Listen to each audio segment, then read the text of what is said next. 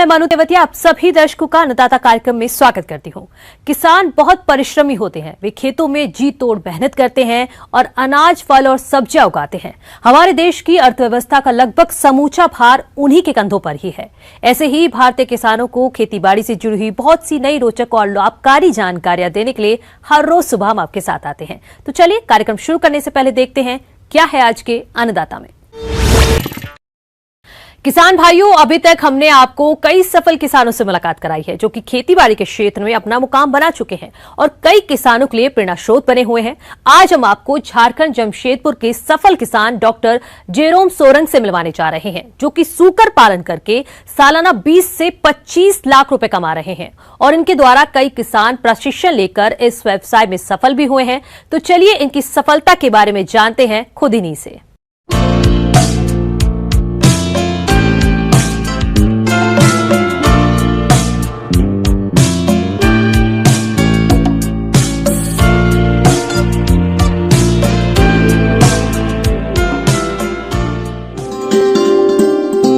झारखंड राज्य का जमशेदपुर आज सूकर पालन के क्षेत्र में काफी मशहूर हो चुका है।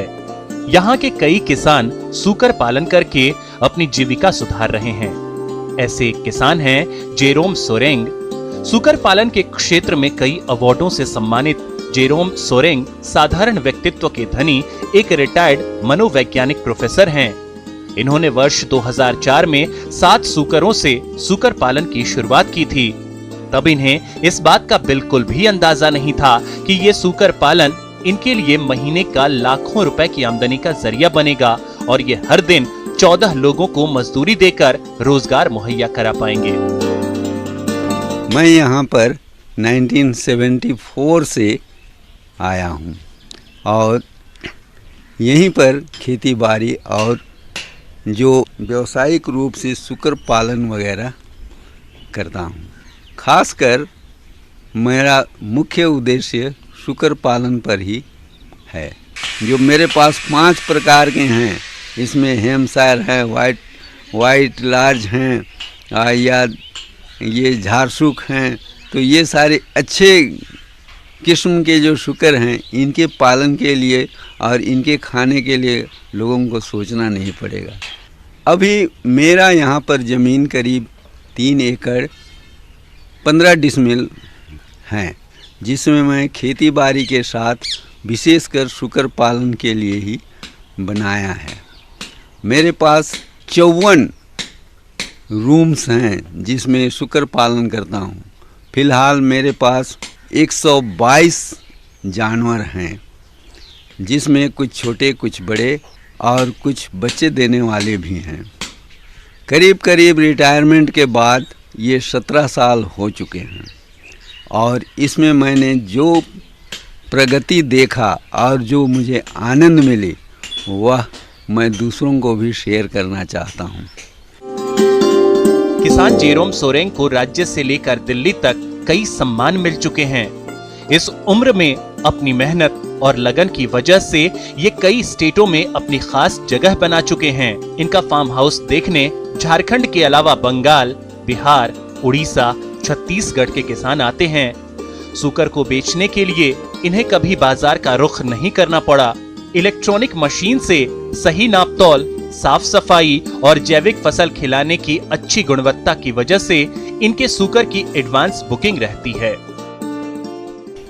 मेरे साथ अभी सूकर पालन के साथ साथ अन्य पशुएं भी हैं। कुछ बकरियां थीं, 1-2 गाय भी थीं और अभी विशेषकर मुर्गियां, कड़कनाथ मुर्गी और टर्की और 2 तालाब हैं जिसमें मछलियां भी हैं। सूकर पालन के साथ खेती बाड़ी भी किया जाता है और इस खेती बाड़ी का एक प्रकार से कहूँ तो पूरक है।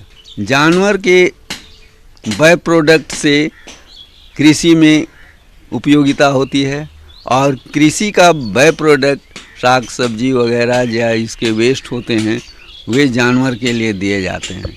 इस तरह मैं प्रमाणित करना चाहता था कि खेती के साथ साथ सब कुछ समेकित रूप से किया जा सकता है।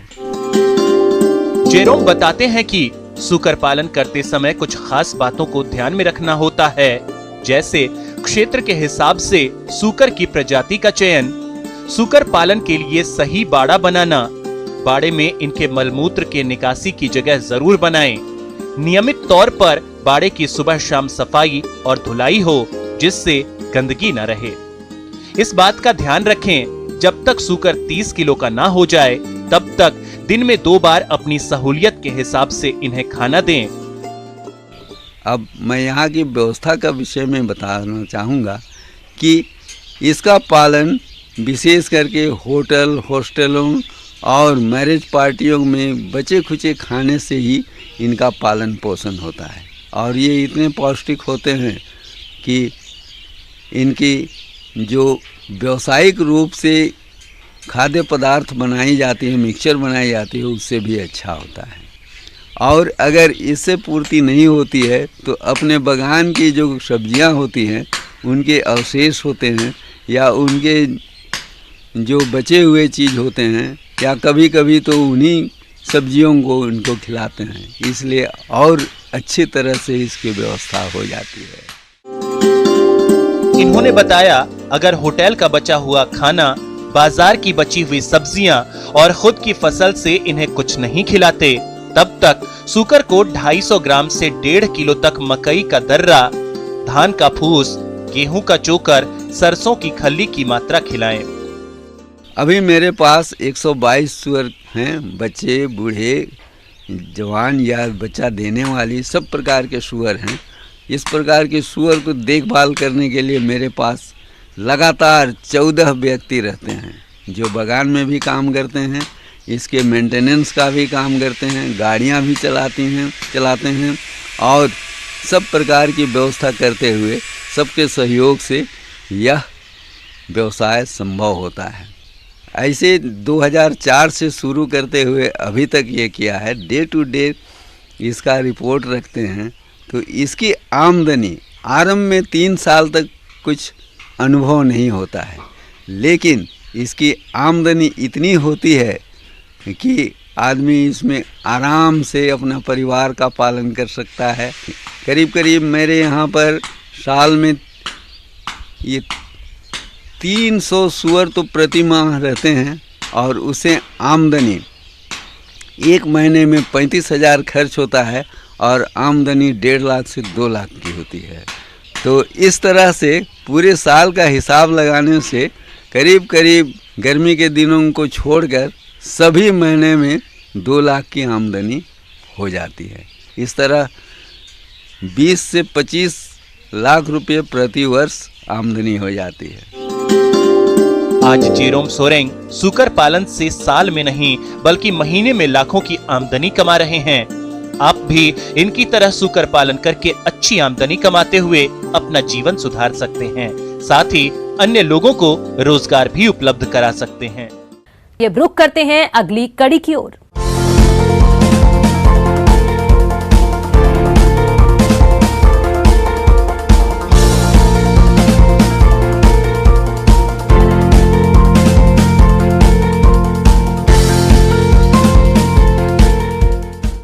अपना राज्य झारखंड वन संपदा से भरा पड़ा है और प्रदेश के ज्यादातर किसान खेती के साथ इनमें तसर रेशम कीट का पालन करते हैं। वर्तमान में जो किसान रेशम कीट पालन कर रहे हैं उन्हें इससे अच्छा रेशा प्राप्त हो, इसके लिए कौन कौन से कार्यों को करें, इस बारे में जानकारी दे रहे हैं केंद्रीय तसर रेशम कीट अनुसंधान एवं प्रशिक्षण संस्थान जिला रांची के वैज्ञानिक डॉक्टर जेपी पांडे।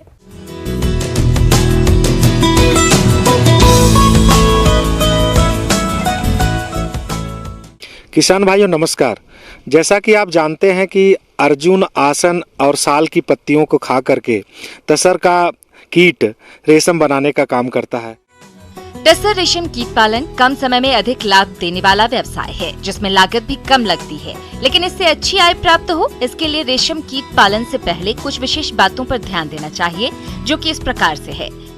इस समय पे जो तसर कीट जो पौधे पे जिस पौधे पे खाता है, जिसमें विशेषकर अर्जुन आसन साल है, उनके प्रक्षेत्र की तैयारी का कार्य चल रहा है।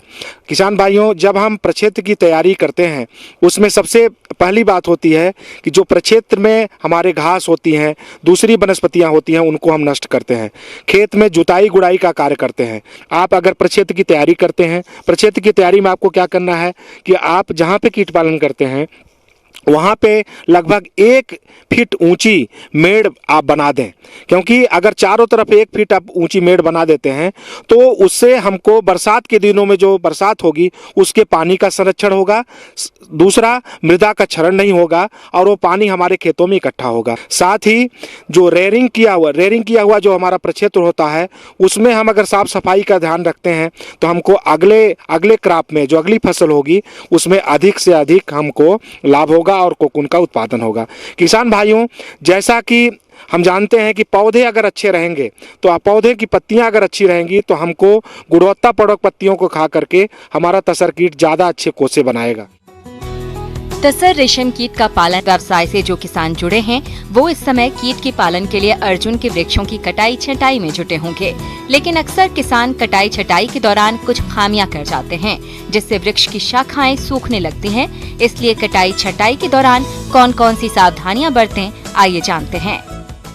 अगर हम पौधों की टहनियाँ हैं, अगर अनावश्यक जो पौधों की टहनियाँ हैं उनका कटाई छटाई का काम जो कि प्रायः मार्च अप्रैल के महीने में तैयार होता है, उसके लिए भी हम अपनी तैयारी कर लें और ऊपर से उसकी कटाई छटाई का कार्य भी हम कर लें।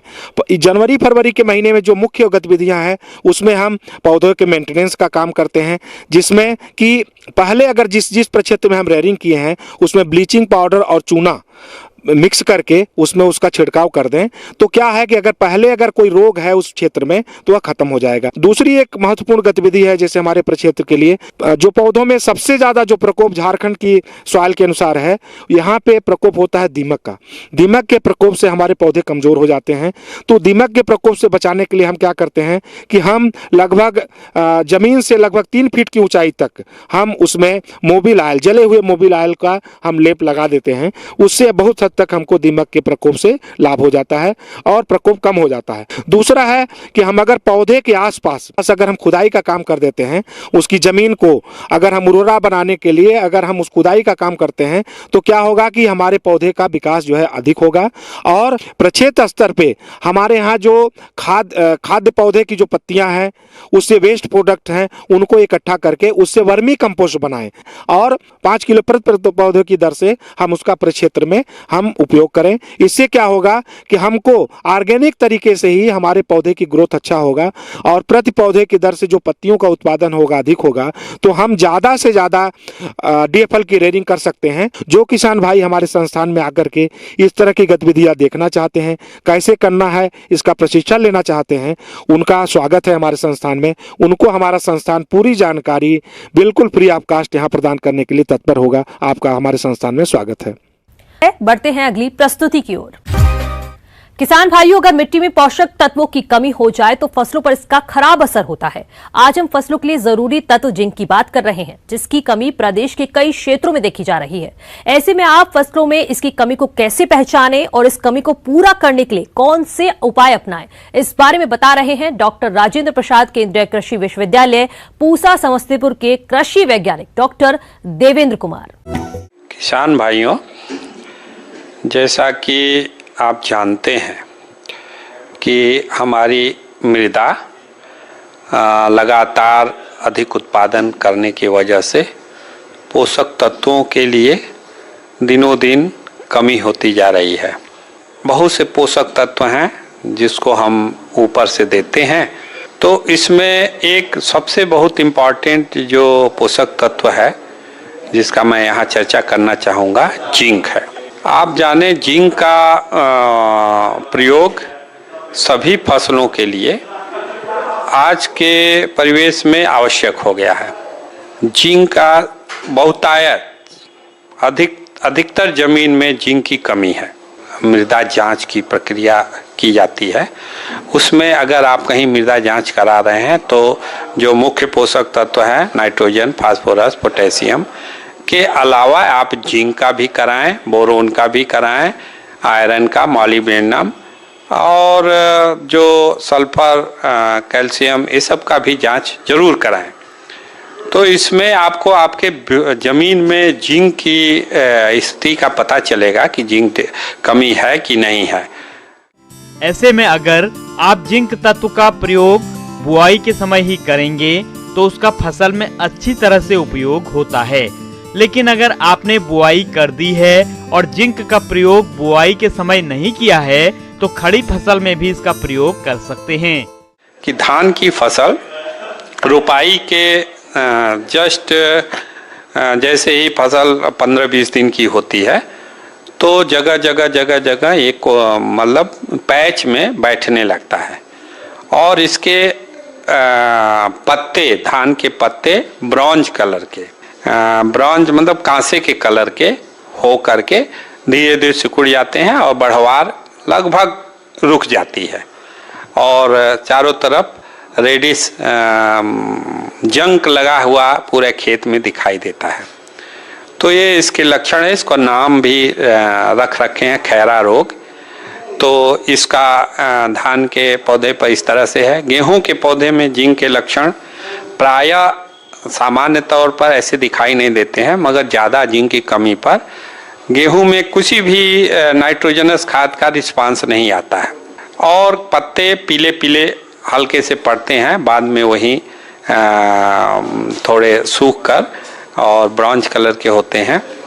तो उसमें भी जो दूसरे पोषक जिंक की कमी पाने पर जो स्पेशली नाइट्रोजन की उपलब्धता घट जाती है तो उसका भी उत्पादन पर प्रभाव पड़ता है। इसी तरह से अगर मक्का की खेत है तो मक्का की खेत में भी धान की तरह से ब्रॉन्ज जो कांसे के तरह से नीचे से जो दूसरी तीसरी पत्ती होती है और जो पुरानी पत्ती उसमें आपको दिखाई देगा और ख़ास तौर से इसके जड़ों में बैगनी कलर के तांबे का कलर जड़ों में दिखाई देगा। तो उसमें भी इसका विपरीत प्रभाव पड़ता है। इस तरह से दलहन की फसल आप देखेंगे तो दलहन की जो main suit, main mid drip होता है वो भी आपका तांबे के कलर का होने लगता है और पत्ते धीरे धीरे सिकुड़ते हैं और जो इरेक्ट ग्रोथ बढ़ जाता है, ब्रांचिंग घट जाती है। तो ये सब प्रायः लक्षण है और फसल में अलग अलग लक्षण है। किसान भाइयों, खड़ी फसल में जिंक सल्फेट का यूरिया में घोल बनाकर भी प्रयोग कर सकते हैं। इसके लिए 20 किलोग्राम यूरिया लें और 5 किलोग्राम जिंक सल्फेट लें और दोनों का 500 लीटर पानी में घोल बनाकर प्रति हेक्टेयर की दर से छिड़काव करें। तो किसान भाइयों को इसका प्रबंधन बहुत आवश्यक है। प्रथम तो प्रबंधन ये है कि जिस जिंक की कमी वाले खेत में प्रति वर्ष जिंक सल्फेट तत्व मिलता है, जो खाद मिलता है बाजार में, जिंक सल्फेट 21% जिंक कंटेंट जिसमें होता है, उसका 25 किलोग्राम प्रति हेक्टेयर धान बुआई के पहले इसका उपयोग करना चाहिए। जिंक डालने में सावधानी किसानों को चाहिए कि कभी भी फास्फेटिक खाद के साथ मिला के न डालें, कि इसको यूरिया के साथ भी न मिलाएं, बल्कि इसको जैसे 25 किलो प्रति हेक्टेयर जिंक डालना है तो 1 कुंटल 2 कुंटल कंपोस्ट लें और उसमें मिक्स कर दें इसको, जिंक को, और उसको जुताई के पहले ही खेत में ब्रॉडकास्ट कर दें और उसके बाद खेत की तैयारी में जिंक पूरी तरह से आपके मिट्टी में मिल जाएगा।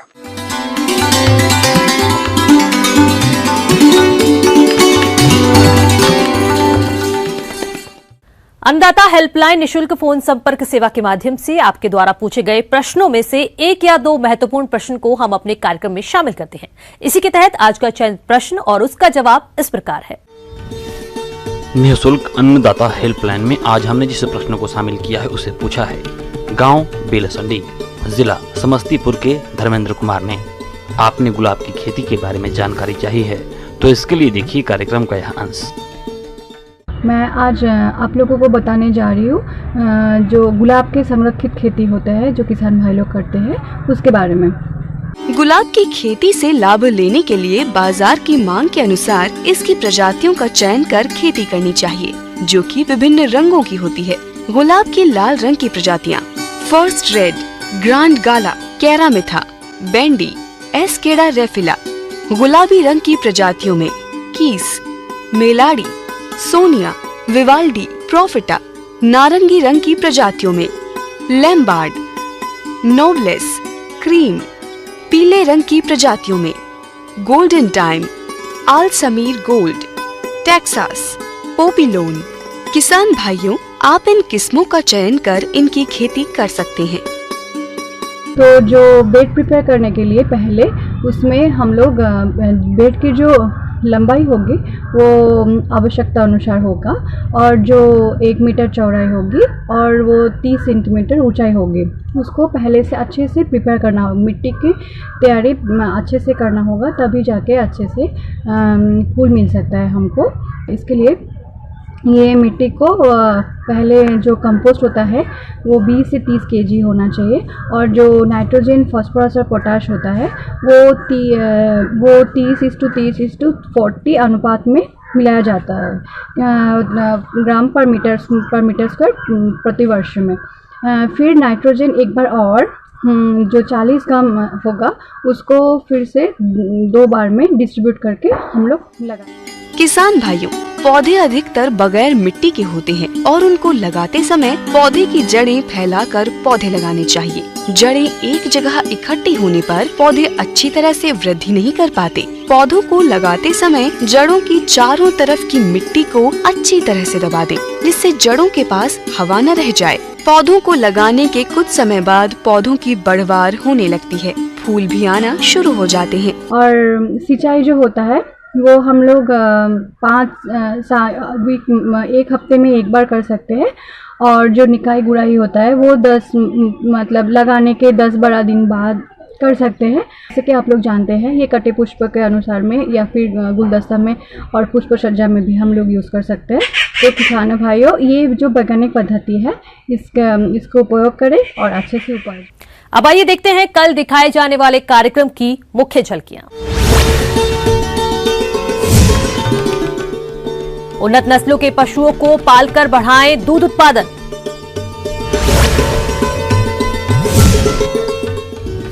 अधिक फलन के लिए मौसम्बी के बागों में जरूरी कार्य। किसान भाइयों, अन्नदाता आपकी सेवा के लिए संकल्परत है। कृषि संबंधित समस्या और सुझावों के लिए आप हमें इस पते पर संपर्क कर सकते हैं। प्रोड्यूसर अन्नदाता, news 18 Bihar Jharkhand, Ramoji film city, Hyderabad 501512। साथ ही आप हमें ईमेल भी कर सकते हैं। हमारा ईमेल आईडी है p18annadatabihar@news18.com।